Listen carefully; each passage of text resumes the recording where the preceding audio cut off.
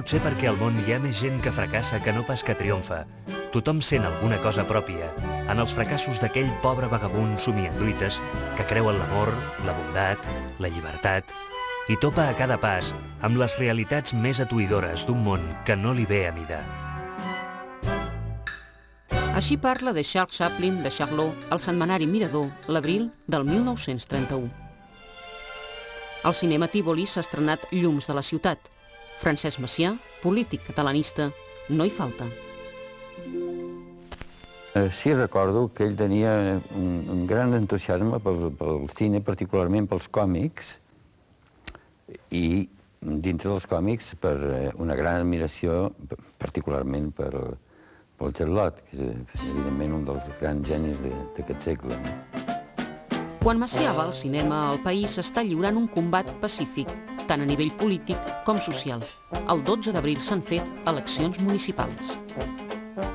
Macià, segons la filla d'en Macià, Maria, el 13 Macià està naturalment molt neguitós i el cine li relaxa molt, és un enorme fan de Charlot, i per tant se'n va al cine, i és a la sortida del cine quan s'assabenta de l'èxit fulgurant, inesperat, que la seva candidatura ha tingut.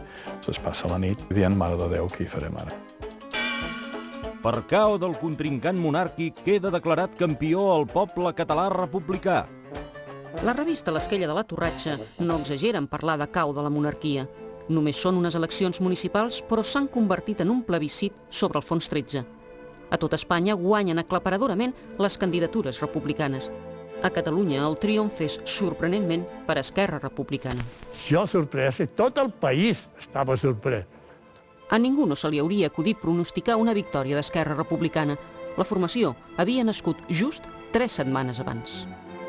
Del que vam firmar l'acte de constitució del partit, aquesta espècie de conglomerat esquerrà, català, només quedo viu jo. I ho vaig fer-ho com a estudiant, representant els estudiants d'Esquerra, indubtablement. Esquerra és el resultat de la unificació de diversos corrents catalanistes i republicans. Aquest esforç per trobar la unificació dels diversos corrents en una força unitària venia de molt lluny. Però s'ha d'aprofitar la benentesa d'una monarquia en crisi, d'un sistema polític en crisi, perquè aquesta unificació finalment es materialitzi. És això el que explica el triomf d'Esquerra Republicana de Catalunya. 48 hores després de les eleccions es comença a desencadenar una eufòria popular que dura 3 dies.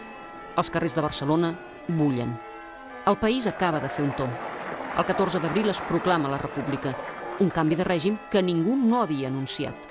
Tot ha estat qüestió d'hores, hores vertiginoses a partir del migdia del mateix 14 d'abril, hores en què domina la improvisació. Jo vaig arribar a casa al matí, eren les 12 del matí, havia sortit no sé per què, i el meu pare, que era en Pau Vila, em va dir, em sembla que estava llogant-se alguna cosa, no ho sé.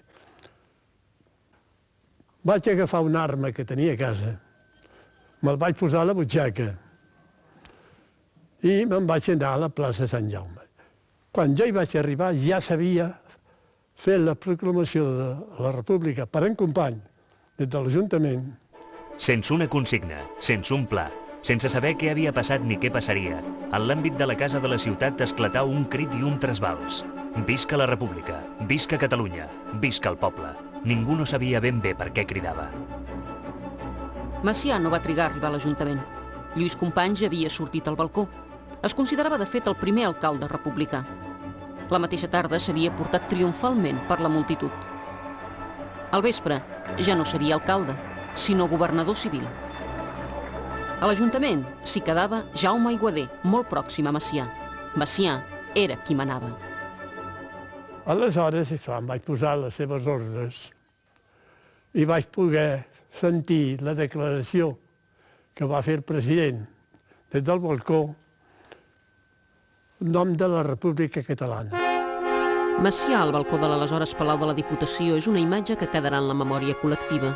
Fins i tot els cromos de la xocolata Juncosa, que sortiran un temps després, l'inclouen en la seva col·lecció. En aquell moment, Macià ja és un símbol. És el fruit d'una trajectòria llarga, atípica i agitada. Nascut el 1859 a Vilanova i la Geltrú, és fill d'un petit negociant d'oli. Fa la carrera militar, enginyeria. Socialment, puja tant per la seva feina com pel seu matrimoni amb Eugènia Lamarca, hereva de terres lleidatanes. Macià, però, acabarà trencant amb els militars.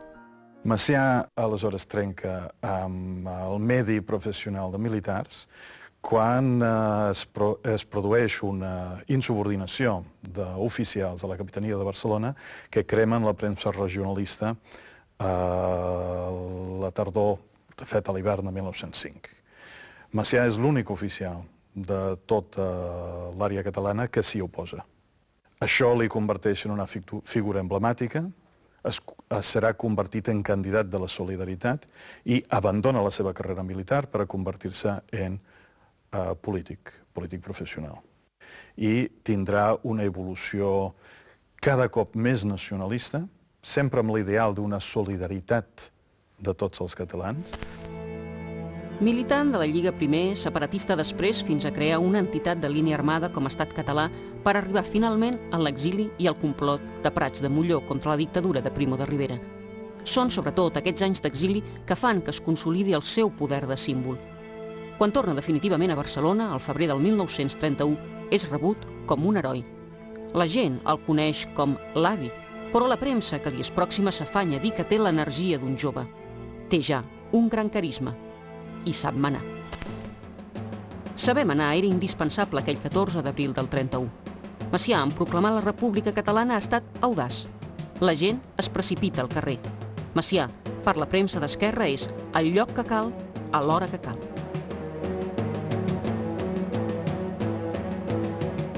El cabdill conservava en aquells moments la seva prodigiosa serenitat. Ordres breus i dures com en una batalla.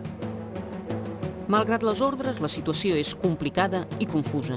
En les diferents proclames que es fan successivament al balcó, a la premsa, s'utilitzen diferents expressions. Estat català, Federació de Pobles Ibèrics, República Catalana. Fins i tot en el text que després serà oficial, escrit per Ventura Gassol i llegit per Francesc Macià, es pot veure en l'esborrany reproduït per la premsa com l'expressió «Estat català sota el règim de república» està ratllada i substituïda per una altra. Catalans, interpretant el sentiment i els anhels del poble que ens acaba de donar el seu sufragi, proclamo la República Catalana com a estat integrant de la Federació Ibèrica. El nom de República Catalana era un nom que entrava dins la lògica del que es volia en aquell moment l'opinió pública, que era la proclamació de la República, i al mateix temps l'afirmació d'una República de Catalunya amb un poder propi.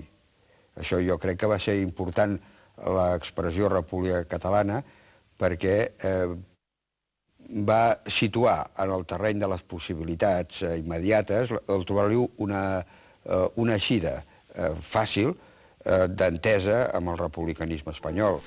Els republicans espanyols, precisament aquell 14 d'abril al migdia, tenen bona part de l'atenció concentrada a Catalunya. Aquí es proclamava una república catalana i a Madrid encara no hi havia formalment canvi de règim. És per telèfon que Macià i el que seria president del govern provisional, Niceto Alcalá Zamora, es coordinen. Finalment, a última hora de la tarda, la república es proclama a Madrid. La gent ja havia sortit al carrer. Por fin, con enorme esfuerzo, nos detuvimos frente a la puerta de gobernación cerrada como dique presentado a la avalancha humana. En el portal, la Guardia Civil nos presentó armas. Todo había acabado en paz y éramos ya más que la revolución triunfante, su gobierno reconocido y servido por la Fuerza Armada regular. A Barcelona, al Palau de la fins ara Diputació, molta gent va amunt i avall.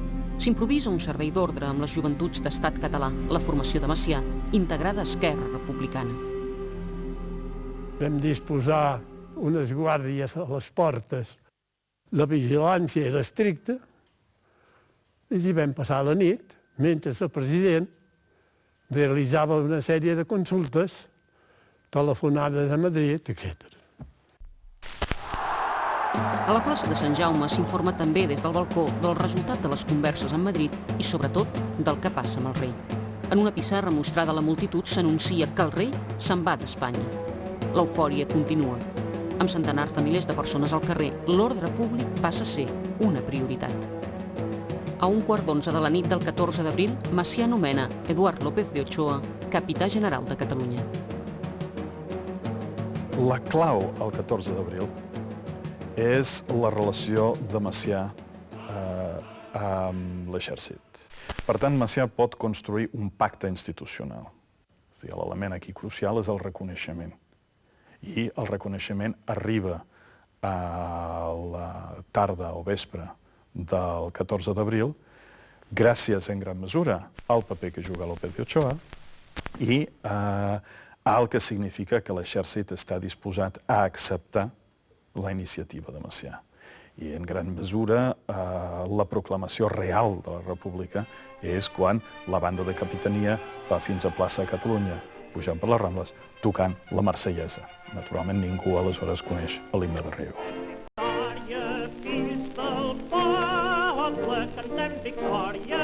La Marsellesa és el que es canta al carrer, el que es toca espontàniament, símbol per definició, amb la gorra frígia, de la Revolució Republicana. No hauran de passar gaires dies perquè les cases de discos anunciïn edicions de l'himne de Riego, de la Marsellesa en català, dels Segadors o d'un himne nou, fet per encàrrec, el cant del poble. La República, a partir del 15 d'abril, es converteix també en un bon reclam per a tota mena de productes. Aire de naciente república tiene esta señorita gracias a la suavidad aterciopelada que pusieron en su cutis los polvos Borotalco Ausonia. Ciutadans, protegiu la república, gasteu productes del país, sobretot Fijapelo Barondandi. Banderas republicanas, banderas catalanas, confeccionadas, precios baratísimos. El rei dels saldos abdicat, havent estat proclamada enmig del major entusiasme, la república saldadora. Teatro cómico, muy pronto, estreno de la gran revista republicana de palpitante actualidad y grandioso espectáculo ¡Viva la República! Fins i tot l'actor còmic Josep Sampere incorpora l'actualitat al seu repertori.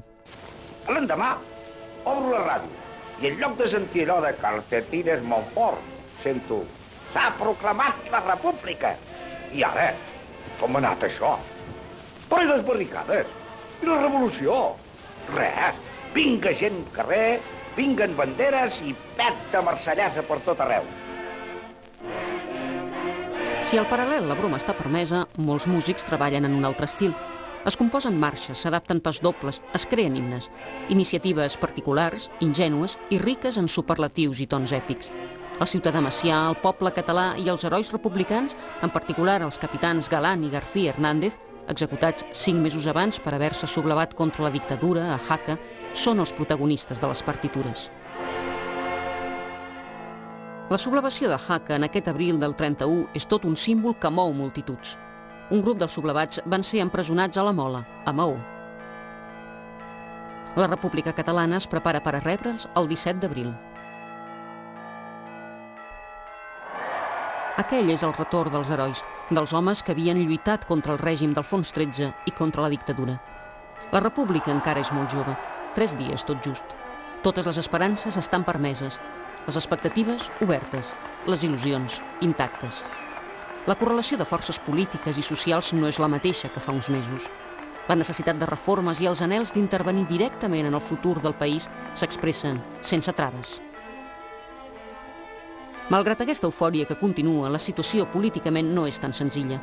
La proclamació de la República Catalana per part de Macià ha plantejat un problema de dualitat de poders en Madrid que cal resoldre. Des de Madrid, doncs, venen 3 ministres, Fernando de los Ríos, Lluís Nicolau d'Olwer i Marcelí Domingo. S'imposa el pacte i la concòrdia. Quan Macià acompanya Nicolau d'Olwer i de los Ríos a l'aeroport, ja ha estat presa una decisió. La negociació ha estat dura, malgrat les explicacions de Macià. Vaig dir a un dels 3 ministres com jo sentia el problema de Catalunya. Vaig explicar-li bé allò que en diuen el meu separatisme. Abans, sota la tirania, nosaltres no havíem de donar explicacions de cap mena al govern central. Però des del moment que hi ha aquests homes comprensius i convençuts, jo els expresso sincerament tal com ho desitjo, com crec que cal regir Catalunya sense parlar de govern a govern, sinó de cor a cor. Aquell 17 d'abril del 31, a l'aeroport, Macià parla encara amb els ministres, però ell ja no és president de la República Catalana proclamada fa 3 dies. S'ha acordat ressuscitar l'antic nom de Generalitat per definir el govern de Catalunya, un nom que en realitat diu ben poca cosa a la immensa majoria de la població. Els ministres se'n van. Catalunya tindrà autonomia, però Madrid hi haurà de donar el vistiplau. Al capdavall era el que establia l'anomenat Pacte de Sant Sebastià, firmat el 1930 per forces republicanes. Per a molts, aquell 17 d'abril, Macià ha sofert una derrota. L'acord és, per a ells, el símbol d'una renúncia. Per mi era la realitat. Militarment no s'ha de sostenir mai cap posició que no la pugui defensar. Ara, utilitzar-la per treure tot el que es pugui, això és una altra cosa, que és el que va fer Macià. És un acord obert al futur. Hi haurà república i els republicans catalans recolzaran la República Espanyola. 2, en qualsevol cas, ja existeix i es crea un poder provisional de la política a Catalunya i aquest poder ha de ser reconegut, integrat, incorporat, regulat per la nova Constitució i, per tant, els constituents decidiran com voldran l'Estat. La flamant República Espanyola estableix les bases que l'hauran de consolidar, mentre l'exrei ja ha començat el seu exili. Via Marsella, va a París. Así, la dinastía tantas veces secular y ya del todo impopular, condenada por la opinión, pudo marcharse sin el menor choque, ni siquiera por la aislada iniciativa de un criminal, de un loco o de un extravagante. Amb la proclamació de la República i després de l'acord sobre la Generalitat, les relacions amb Madrid han canviat radicalment. Ara passen per un moment idíl·lic. La visita que a finals d'abril fa Aniceto Alcalá Zamora a Barcelona és un altre desbordament d'eufòria. Fue imposible dormir desde que el tren entró en tierra catalana. En Barcelona la población entera estaba en azoteas, balcones, miradores o tribunas, árboles y calles cuyo recorrido excedió 20 veces en tiempo el normal. Macià sabrà, amb la seva calidesa d'estil, establir una relació personal molt afectiva, inclús afectiva, amb el president del govern provisional, Aniceto Alcalá Zamora. En tot cas, es produeix una química entre els dos, són 2 homes del 19, són 2 cavallers i, com a tal, tenen en comú un estil. Españoles del mañana, como el arte oratorio es de dos. Les filigranes oratòries d'Alcalá Zamora caracteritzaven tots els seus discursos. Quiero haceros a vosotros comprender aquel en que se desenvolvió la Revolución Española, de la cual por azares de la providencia y confianza del pueblo me tocó ser actor principal. Personalitat original, Alcalá Zamora era capaç de fer bromes i acudits inesperats en qualsevol moment. Al balcó de la Generalitat aquell dia oneja també la bandera olímpica. Barcelona és candidat als Jocs del 36 i membres del Comitè Olímpic Internacional visiten la ciutat. En Macià i Alcalá Zamora assisteixen a un partit de futbol a l'estadi de Montjuïc, l'Espanya-Irlanda. Aquell dia, a l'estadi, la premsa ho recull, les vedets no són els futbolistes, sinó els polítics. De fet, en aquell període de la jove república, el món de l'esport, el de l'esport formatiu sobretot, va associat a altres conceptes. Hi havia una gran complicitat entre el propi govern de la Generalitat i un moviment esportiu important que s'agrupava al voltant d'un lema, aleshores només un lema, que era esport i ciutadania. Era la identificació entre el concepte d'esport i el concepte de cultura, entre el concepte d'esport i el concepte de catalanisme.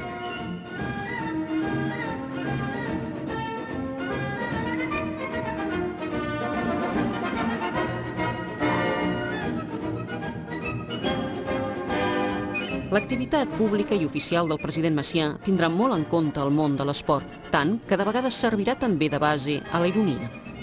Volta a Catalunya. Te l'has ben guanyada, noi. Jo ja fa un any que la faig i sé el pa que s'hi dona. La revista El Benegre ironitza sobre els viatges presidencials i és que Macià, en aquest sentit, no para. Els homes de la Generalitat han emprès també una tasca feixuga de rumiatge dominical, mig turístic, mig apostòlic. El cabdill es belluga en un bany maria de tendresa popular. totes les mirades coven l'avi. Com s'ha fet el mite? Quin és el mecanisme que fa que el corrent passi entre Macià i el públic, entre el senyor i els humils? Què fa que la gent li acosti les criatures?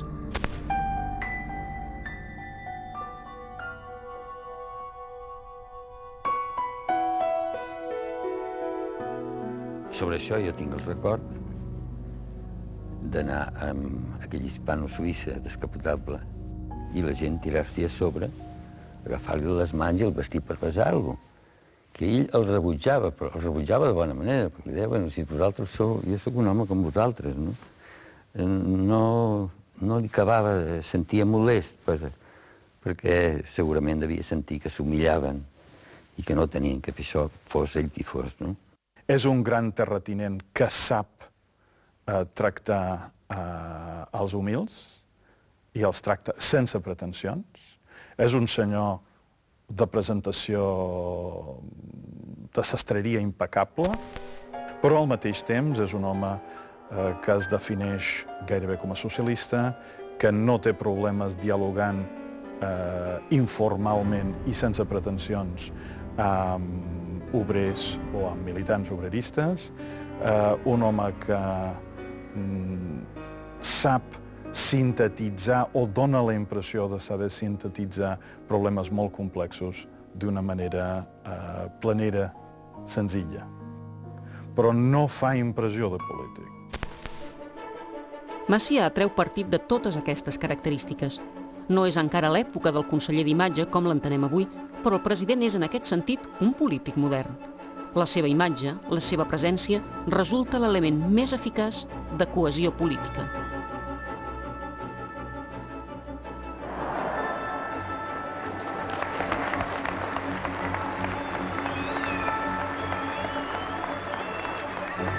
Encara no hi ha ni estatut ni Parlament.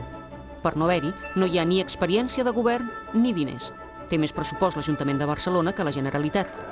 La credibilitat que el govern provisional de la Generalitat no pot donar a través de l'obra feta la dona Macià amb la seva capacitat de comunicació.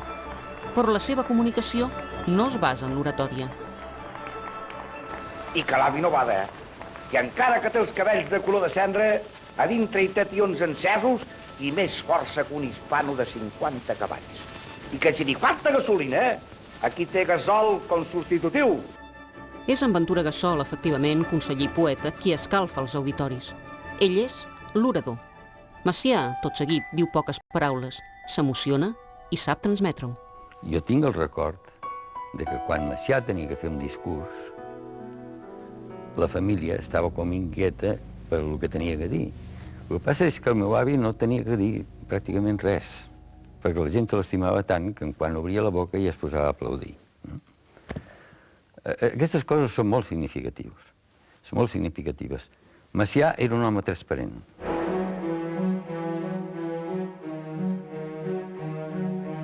El que Macià diu des de balcons o tribunes no fa referència a la política diària. Ell parla d'ideals. No llegeix, però a les butxaques o a la taula de treball hi ha blocs de notes. Pensaments, frases sentides que faran impacte en el públic. Una revolució no pot triomfar sense una fe cega en la victòria.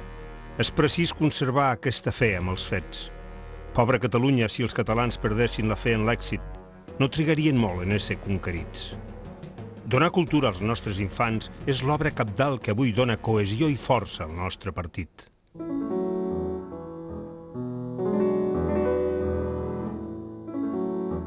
L'educació serà precisament una de les prioritats del govern provisional català, malgrat la falta de recursos i la poca capacitat d'intervenir eficaçment en afers socials i econòmics. S'ha de crear un ensenyament racional, lògic, portar els infants a visitar els tallers, les fàbriques, la muntanya, la mar, posar-los en contacte amb la natura i totes les coses, voltar-los d'un ambient apropiat al desenrotllament de les seves qualitats respectives.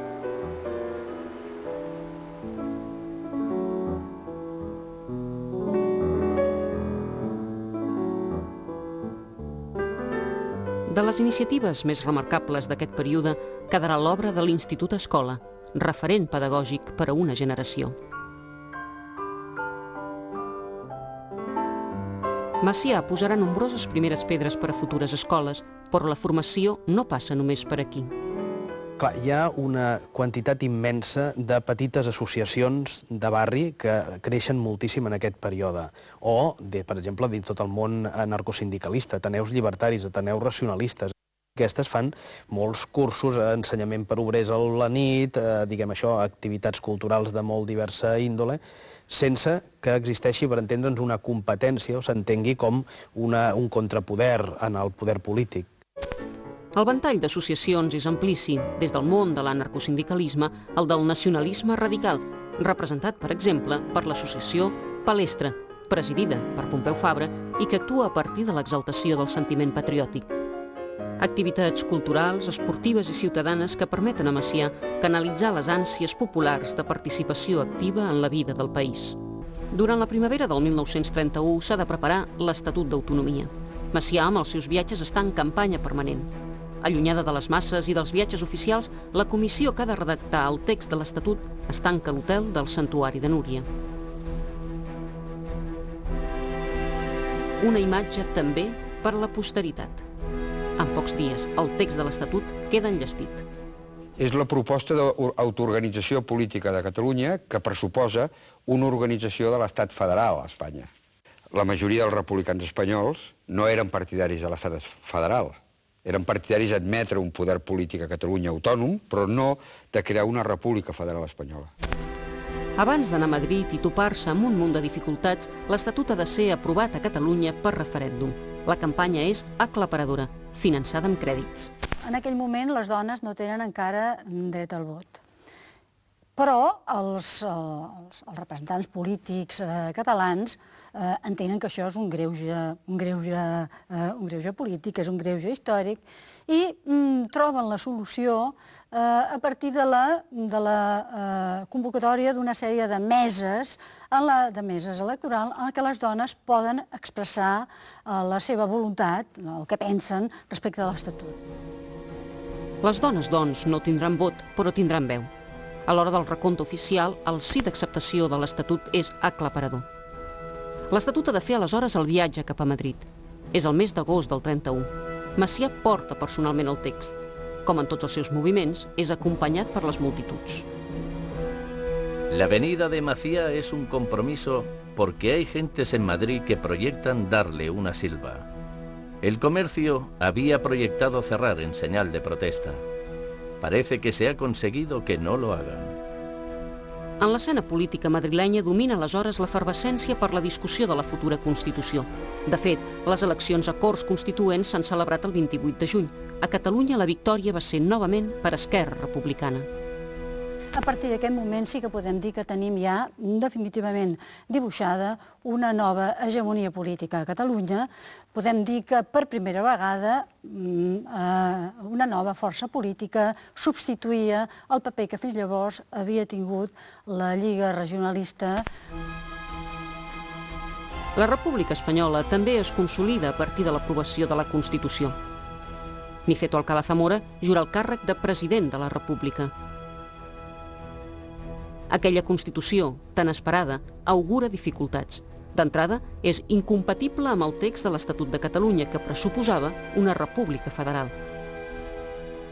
Les Corts Constituents no accepten la fórmula federal. Van anar a una fórmula original, nova. Es creava una república, per tant hi havia un sol estat, però aquest estat era compatible amb les autonomies, amb autonomies polítiques de territoris. I això li van donar un nom, estat integral, inspirat en un jurista alemany, Hugo Preuss. Aquí es va traduir com integral, en compte d'integrador. La premsa satírica, que ja s'havia ocupat de la salut de l'Estatut, pronostica que amb aquesta Constitució el text perdrà força. L'Estatut davant les Corts. En l'estat de debilitat en què em trobo encara hauré de resistir una altra operació. Sort que la meva família és optimista. La premsa aquí, i com tots els diputats catalans a Madrid encapçalats per Lluís Companys, fa pinya.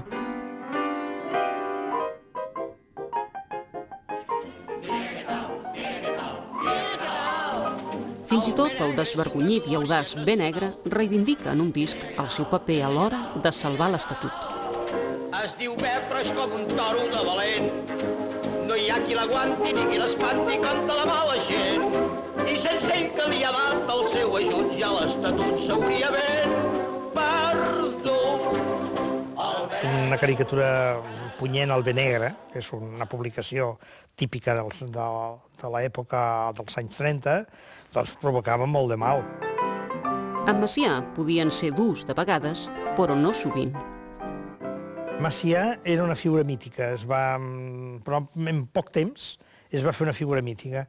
Era una figura que les masses l'estimaven. I, per tant, aquí havies d'anar en compte, encara que no fos, evidentment, el cap del teu partit. Home, trobarem caricatures contra Macià, però molt àcides no sé si les trobaríem, perquè hi havia una mica aquesta... Aquí sí que hi havia, si no autocensura, la sensació de que se't podia tornar contra tu aquella crítica. És aquí, a l'Ateneu barcelonès, on es couen aleshores el Bé Negre i altres publicacions. Aquí hi ha, de fet, les redaccions autèntiques. Hi havia unes penyes molt potents, amb personatges irrepetibles, i, a més, diguem-ne, polítics que conspiraven allà. És dir, per tant, no únicament l'Ateneu era un lloc de cultura, sinó que era un lloc de pensament, de política. Que Macià sigui, en certa manera, intocable per certa premsa no vol dir que sectors o formacions polítiques adverses no intentin combatre'l des de diferents bandes. Així, per exemple, a l'estiu del 31, la Generalitat va haver de fer pública una nota que desmenteix certes fantasies que havien corregut a propòsit de les despeses de presidència. Segons aquesta nota, el president de la Generalitat cobra el mateix que cobrava el president de la Diputació. Les habitacions que disposa l'Hotel Ritz són cedides generosament. En aquell moment s'està rehabilitant la Casa dels Canonges com a residència presidencial. El president de Catalunya no pot viure en una casa de veïns. No per ell, naturalment, sinó per la representació que ostenta. No confonguem la democràcia amb l'anar en cos de camisa. La Casa dels Canonges serà, doncs, habilitada i no serà estrany veure per patis i terrasses córrer els nets del president, vigilats, com en aquest cas, per l'àvia Eugènia Lamarca. Reportatges de la premsa pròxima a Esquerra Republicana volen mostrar com Macià està acostumat a l'enrenou de les criatures. Elles fins i tot són capaces de desobeir-lo. Jo no diria que era particularment estricte dintre de casa. A fi de comptes, l'avi era un home molt respectuós de la voluntat i de la manera de ser dels altres, no? Era un home auster i estricte dintre d'aquest sentit d'austeritat natural que tenia, no? I, naturalment, a vegades no deixava passar certs comportaments o certes maneres de ser o certes paraules que trobava que eren indegudes per lleugeres o simplement per arbitràries, no? Vallmanya, la finca de les Terres de Lleida, és un lloc de trobada familiar. No hi havia sentit de clan, en absolut, no. Hi havia un gran respecte de tota la família per com era l'avi. A l'hora de definir aquesta personalitat, també s'ha de buscar en el calaix dels defectes. Potser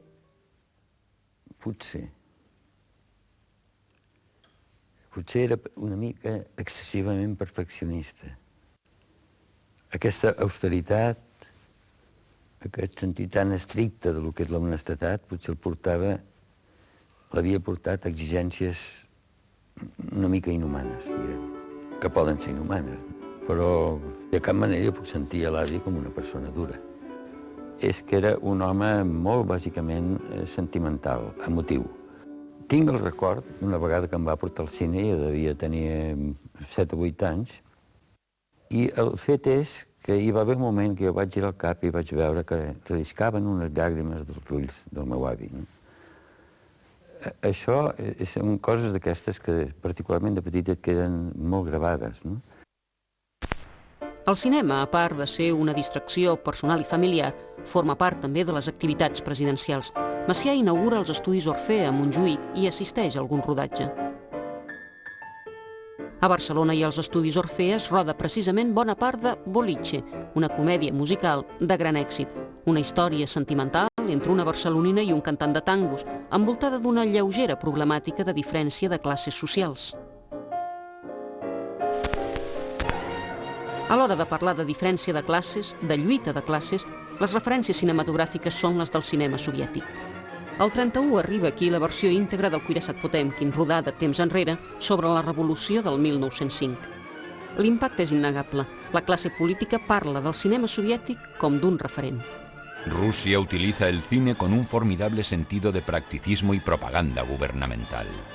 Es la única nación que ha utilizado el cinema para fines sociales.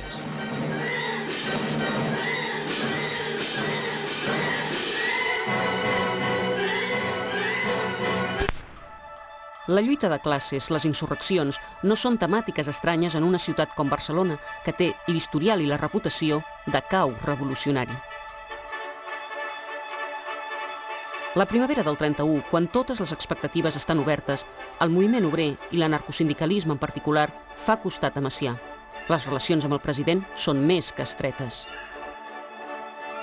Però el moviment obrer també patirà tensions internes, visibles sobretot en el si de la Confederació Nacional del Treball, la CNT. Paral·lelament, la relació complicada i contradictòria de la CNT amb el poder polític s'erosiona. El resultat són diferents accions i vagues generals com la del setembre del 31. L'evolució de les institucions republicanes i la promulgació de la Constitució suposa, per al moviment obrer, la fi de bona part de les expectatives. En el moment en el qual s'assumeix un estat integral, s'accelera la ruptura entre la coalició republicana, Esquerra Republicana, a Catalunya i la CNT. El resultat també és que la pròpia CNT s'escindeix i, per tant, que les tendències cap a postures airades i insurreccionals és cada vegada més oberta i més fàcil, produint una seqüència d'aixecaments. El moviment insurreccional a la conca minera de l'All Llobregat al gener del 32, que es va saldar amb detencions i deportacions, és un punt d'inflexió. Macià ja no coneixerà més que una conflictivitat creixent. Vagues, bombes i agitació marcaran la quotidianitat durant tot el 1933. La Barcelona de l'alta burgesia, tanmateix, continua existint. Ha viscut una crisi financera a la borsa de Barcelona i la suspensió de pagaments del Banc de Catalunya. Altres problemes han trasbalsat aquest sector. Ja no disposa, per exemple, de nombroses escoles religioses per portar-hi els fills. S'ha dissolt la Companyia de Jesús i l'Església, tradicionalment lligada als interessos de les classes dominants, no té la mateixa influència que en el temps de la monarquia. El divorci i el matrimoni civil ara són legals.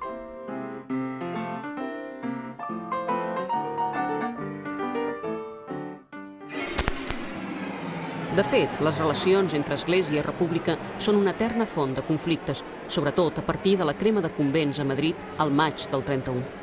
Amb la Constitució aprovada es promulguen lleis i decrets per contrarrestar els privilegis eclesiàstics, però l'Església, per diferents mitjans, va saber resistir i refer la seva influència política.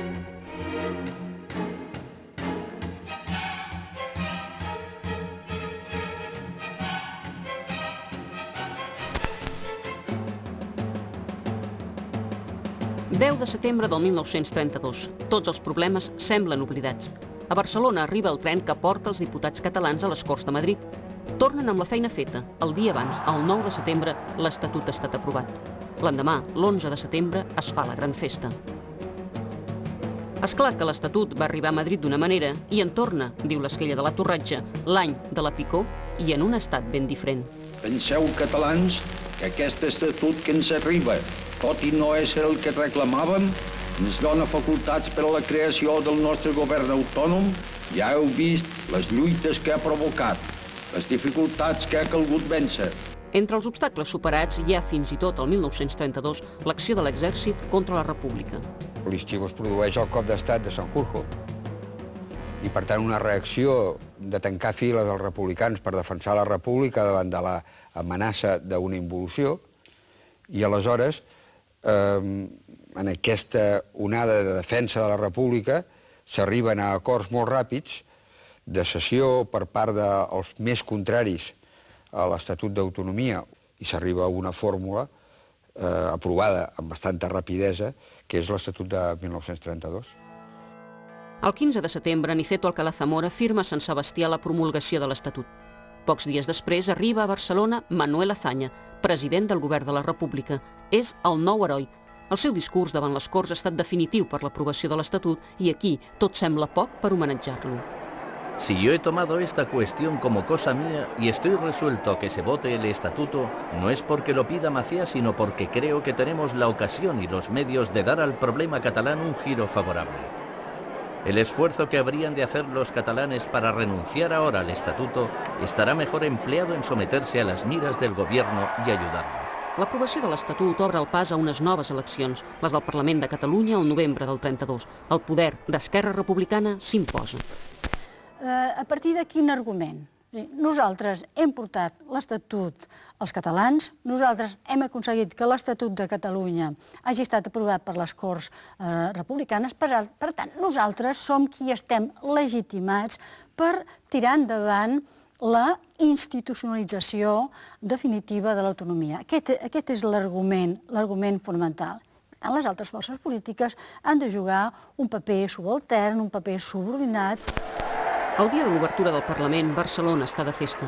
Amb l'activitat parlamentària s'acaba el període de provisionalitat política. La cambra, al desembre del 32, elegeix Macià president de la Generalitat. Ell s'adreça als diputats. Hi ha un poble alçat al voltant vostre. Escolteu la seva vibració. Recolliu els seus anhels. Realitzeu les seues esperances. Si fins aleshores la tasca de govern havia estat limitada, mancada fins i tot d'infraestructura jurídica, ara les eines són diferents. A la urgència de legislar s'hi haurà d'afegir la pressió per un eficaç traspàs de competències. El camí serà llarg i difícil. El sinistre més important per a l'executiu català arriba, però, a causa de les baralles i tensions internes. Macià està en el centre de les disputes. A l'hora de materialitzar l'autonomia, d'institucionalitzar l'autonomia, és quan es posa en evidència que cada un dels sectors que composen Esquerra Republicana de Catalunya tenen segurament un projecte polític diferent. El grup de l'Opinió, encapçalat per Tarradellas, per Lluís Vallescà, consideraven que Macià havia de jugar un paper, diguem-ne, més simbòlic que actiu en la política catalana. Però Macià no estava disposat a que el retiressin, per gran que fos, que el jubilessin o que el prejubilessin. Els àngels rebels. Us hem tret del paradís perquè volíeu manar massa. La tensió amb Macià fa que Josep Tarradellas i 3 consellers més surtin del govern. Més tard vindran les expulsions d'Esquerra Republicana. L'expulsador que els expulsi, bon expulsador serà. Però amb el 1933 arriben també altres problemes. Les dretes amenacen des de fora i des de dintre. Per fer encara més greu la crisi d'Esquerra Republicana, esclata l'afer dels escamots de les joventuts. Amb una estètica i un enquadrament que aixequen polèmica es fa una gran manifestació a Montjuïc, amb assistència de Macià. Jo no hi vaig anar. Jo era oposat. Era oposat a tot això que creia que podia portar en un sentit feixista si no s'hi posaven correccions. S'hi van posar correccions. L'acusació en els escamots era que eren feixistes, no? En aquell moment, dins dels debats de l'època, un és la joventut com se l'ha de formar, des del punt de vista de la intel·ligència o del caràcter. I quan deien el caràcter, els que apostaven pel caràcter volien dir fer un home fort, i fort també físicament, capaç de superar les adversitats, etc. I aquesta línia del caràcter és la que portava aquest tipus de demostracions. En aquest ambient, al novembre del 33, es fan noves eleccions legislatives. Seran determinants per al futur de la República. Per primer cop, les dones tenen dret a vot. A Catalunya, la Lliga aprofita els escàndols financers que han rodejat Esquerra Republicana en la gestió municipal de Barcelona. Les dretes, en general, s'han reestructurat, ja no estan a la defensiva, i les dretes guanyen a Espanya. A Catalunya encara guanyen les esquerres, però estan tocades. Una etapa ha acabat. Molts sectors republicans queden commocionats. Jo crec que l'any 33 és l'expressió pública que el programa del 31 del moviment revolucionari i pacífic del 14 d'abril ja no es pot portar a terme, ja s'ha acabat. Ja li ha passat el temps, ha fet el que ha fet i el que no ha fet ja no podrà fer-ho, haurà de fer-ho amb un altre plantejament. Tot just han passat 36 dies des de les eleccions generals que han fet donar un tomb a la República. Un altre tom, també definitiu, es viu en la política catalana. El dia de Nadal del 1933 mor Macià. Sí, tinc el record de gent plorant massivament. Recordo estar al carrer, no sé amb qui estava, aquesta cosa se m'ha borrat quasi completament, no? Però sí ho recordo com un dol generalitzat. La mort de Macià és donada les tensions que existeixen a l'esquerra i a la pròpia societat catalana i donada la conjuntura política a Madrid, és una desaparició súbita, inesperada, fins i tot oportuna, encara que sembli molt dur dir-ho així. La mort de Macià es converteix en un element que refundeix a totes les famílies de l'esquerra, que elimina tot rastre de tensió interna. Per tant, el mite de Macià com unificador per la mort i després de la mort, es mantindrà en els anys posteriors. Macià ha estat censor o sembrador de la terra, muntanya ferma o director d'orquestra. Home atrafegat que els seus enemics volien veure amb el cap tallat. El seu mite s'ha simplificat i reconstruït amb els anys d'acord amb les necessitats polítiques de cada moment. La seva imatge va més enllà dels esdeveniments lligats a la jove república. Una república que no va tenir temps per viure serena ni per ser adulta. Sempre va viure agitada pels amics fanàtics o assetjada pels enemics acèrrims. Des de bon principi, ja ho va escriure algú, per existir es va haver de jugar l'existència. No haurien de passar gaires anys dramàtics, perquè el seu destí, amb el de tota Europa, es capgirés.